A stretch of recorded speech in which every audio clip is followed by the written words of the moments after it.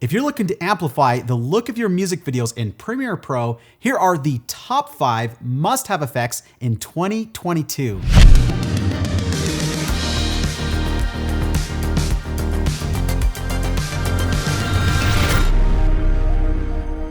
These top 5 music video effects will help set your videos apart and make you stand out as a filmmaker or editor who works on music videos. You'll be able to do all these effects within Adobe, and at the end, if you're interested in creating a big budget look in the color grade, I'll show you a unique way to do that in just minutes. Let's begin with one of the most popular effects for music videos, number 5, drawing neon lines. This one is really popular on dancing videos, TikTok, and for good reason. It just looks awesome and it's really simple to do. So if you've been wanting to add this music video effect to your videos, this is how to do it. If you're using Premiere Pro, there's a good chance you have After Effects with the Creative Cloud bundle. Now, don't let this scare you or shy you away from using After Effects because I'm gonna show you how easy this is to do it yourself. I'll choose a clip on my timeline, right-click, and go to Replace with After Effect Composition. This launches After Effects, then save the project for good measure. Go to the composition and duplicate the clip. With the clip on top selected, we'll use the mask tool to draw the line we want to animate. Think of it as the path you want the neon light to follow. Now, usually the camera, dancer, singer, or object is going to be moving, so we must animate the path with keyframes so it follows.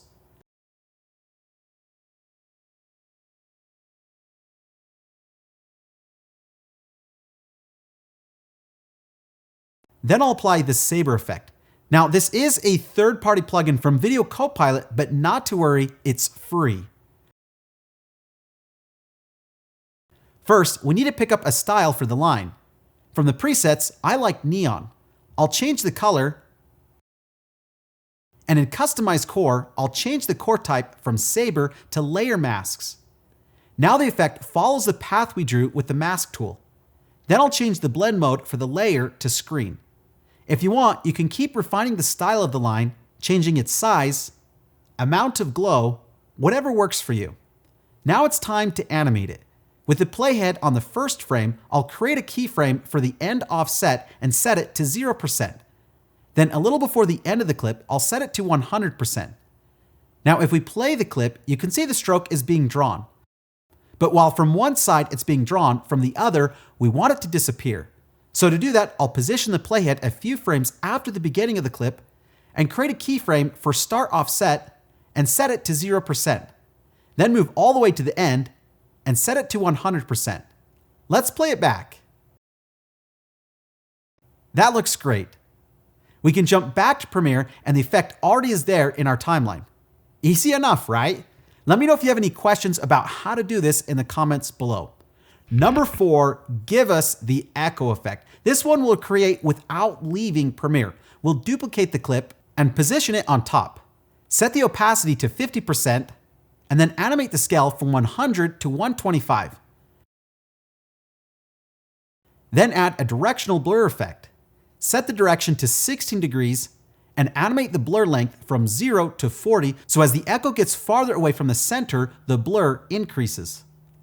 Then we'll duplicate this clip and position it on top and move all the keyframes a few frames to the right. That way, I'm offsetting the effect and we'll have 2 echoes, one a few frames after the other. We can repeat this operation to create as many echoes as we want and play around with the scale and blur to achieve different effects. Once we're happy with the effect, we can nest the clips and then add a zoom in on the nested clip. That way, as the echoes get further away from the center, the camera moves in. Hit play, and boom! Number 3, sweet motion blur. Today we have the luxury of working with high-resolution cameras from 4K all the way to 8K. That means we can reframe our shots without seeing a substantial degradation in definition. This lets us create zoom and pan effects by keyframing and animating the position, scale, and rotation. And while some people do this using the motion controls, if the zoom or pan is too fast, it's not going to work because it's going to look fake. So to make the movements more organic and realistic, we need to add some sweet motion blur. For that, we'll use the transform effect. It works exactly like motion control, but lets us dial in the exact amount of motion blur that we want. So I'll create some keyframes to zoom in and out a couple times. You can time the movements to the beat of the music or a dance move. And don't forget to ease in and out of your keyframes, as movement in real life is not linear. So you should have acceleration and deceleration curves.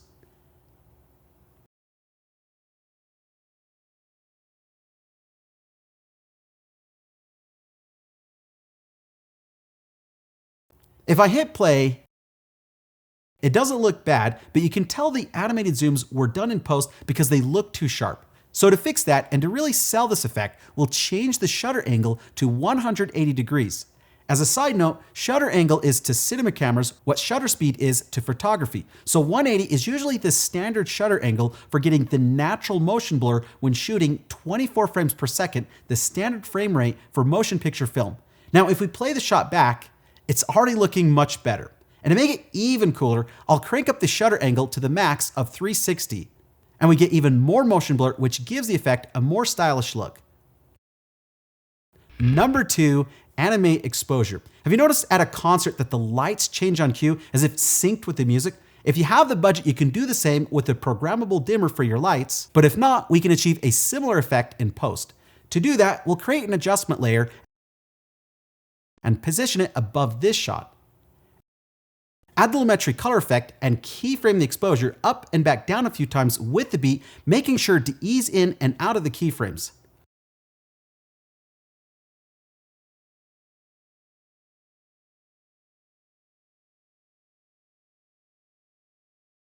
And that's it. Hit play, and this looks amazing. And finally, at number 1, rotoscoping. Now, this one is huge. You've probably seen those videos where text shows up behind the singer or dancer without using a green screen. Well, that music video effect is achieved with rotoscoping. In other words, some person in a VFX sweatshop has masked the singer or dancer frame by frame. Well, that's a long and tedious job, or at least it used to be. But now, AI can automatically do it for you. Here's how this works. Just right-click on the shot and choose Replace with After Effects Composition. In After Effects, choose the Roto Brush tool and double-click on the shot. Now you can draw green strokes to tell After Effects which parts of the image you want to include inside the mask, and AI finds the edges, identifies the subject, and creates a mask automatically for you. For the parts that you don't want included in the mask, just hold down the Option key and drag over the unwanted areas to draw a red stroke, subtracting those parts from the mask. Then hit the spacebar, and After Effects will calculate the mask for the rest of the clip. Afterwards, just review the clip frame by frame to refine the mask with green and red strokes. Once you're happy with it, click Freeze, go back to your composition, and voila, done for you. You can further refine the edges of the mask in the Effect Controls panel. I always like to bring up the feather a bit, reduce chatter, and play around with the contrast and shift edge to find a sweet spot. Then just duplicate the clip and remove the roto brush effect from the clip at the bottom. Now you can add any graphic or text and position it between the copies of the clip. In my case, I'm going to write rock. Add a glow effect, and even add a wiggle gelatin effect for more movement. Hit play, and this kid is definitely rocking out. These are the top 5 music video effects in Premiere Pro to make your music videos stand out in 2022, but what about making them look big budget? The final look is where color grading comes in, and if this is something you've struggled with or you're not quite getting the look that you see in your head, I want to introduce you to Cinema Grade. As the name implies, it's a way to cinema quality results, but in a unique and easy, fun way that's less intimidating. In fact, it's what filmmakers are using to grade 3 times faster than using the built-in tools. This is how it works and why it's different. You just apply Cinema Grade to your clips, open Cinema Grade, group your clips together, and apply a grade to the whole group. In this case, I'll use an emulsion color preset, and then use point and click grading to modify the shadows, midtones, and highlights directly in the viewer. You can literally just click on things that you want to change and then just change them. When we're done, hit apply, And back in Premiere, the edit is looking way better. Let's take a look at the before and after.